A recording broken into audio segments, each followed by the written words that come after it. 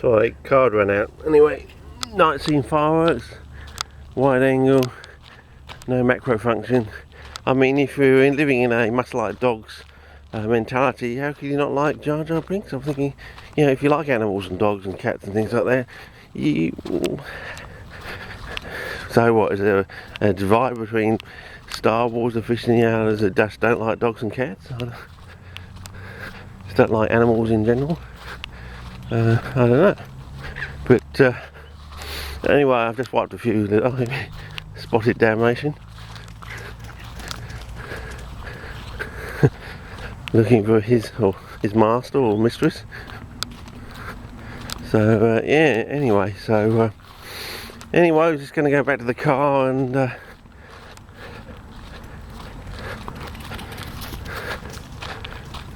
thought you had a good sense. Yeah, she's in there.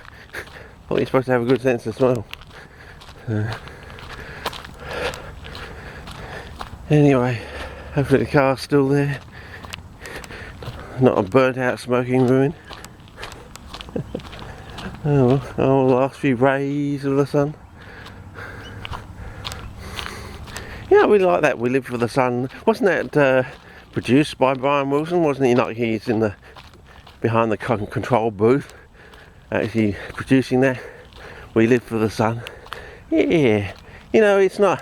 It's a good B plus, maybe an A minus. You know, it's not really. It's not a.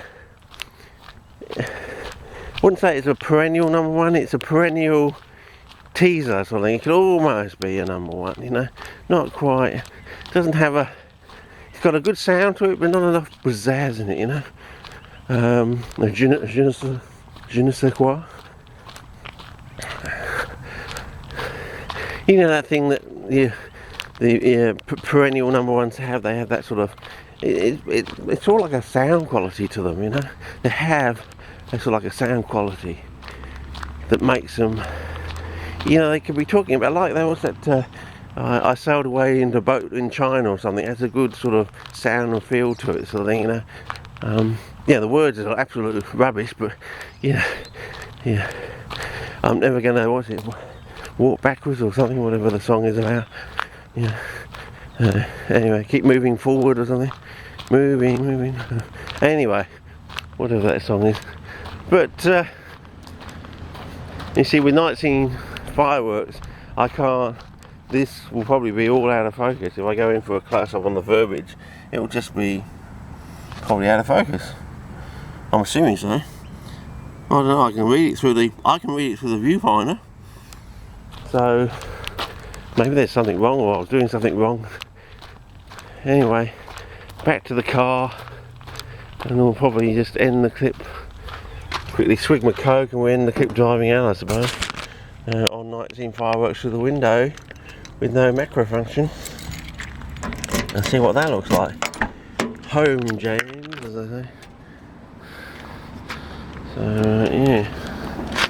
Oh. So it'll be interesting to see how the tissue culture goes, because if it works, it'll be a very simple set and forget, you know, no fuss, no mess, cheap, you know, almost instantaneously. You can make the media up and have the plants in within hours of making, you know, within half an hour of making up the media. You can be dropping plant stuff in it and putting the lid on. That's how, you know. So you start making the batch up at 5 o'clock, whack it in, half an hour cooling time, and it's ready to drop your plants in at 5:30. On a day like today, maybe 6 o'clock if you're in summer.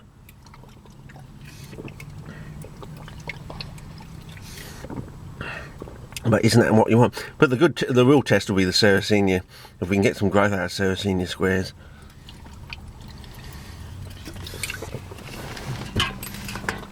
That'll be the sit up and take notice eye-opening stage if that works. God, will that be a boon if that works? I mean, I know that Sarracenia from previous experiments from years ago, that they can last for months. I've had like a Sarracenia square in a jar for at least 4 months. I think it was between 5 and 6 months in the jar before you could actually see any sign of deterioration. So yeah, they can actually live in the jars for a hell of a long time. That was just under normal, just sterile conditions sort of thing, but whether we can actually do something with the zinc, you know, force them to put down roots, because once you've got roots growing, and then, you know, you got nutrients coming in, fattening things up, then you're gonna probably start getting some activity in the leaf department, hopefully.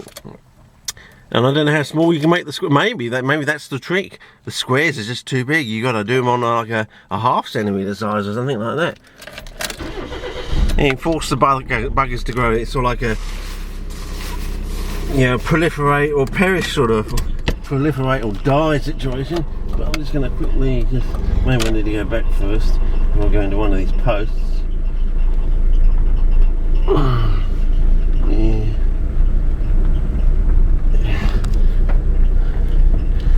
Okay, I'll probably put my lights on as well. Okay.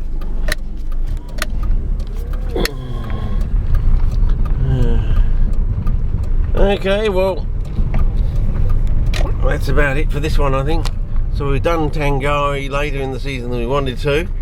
We've missed all the prime stuff, but you know, if we come up with a newfangled tissue culture technique that's dead easy, dead set, dead easy, you know. No fuss, no mess, no, you know, El Cheapo. Just does the business. And instead of using hormones, it's just a case of using a pair of scissors to chop these things up into small bits.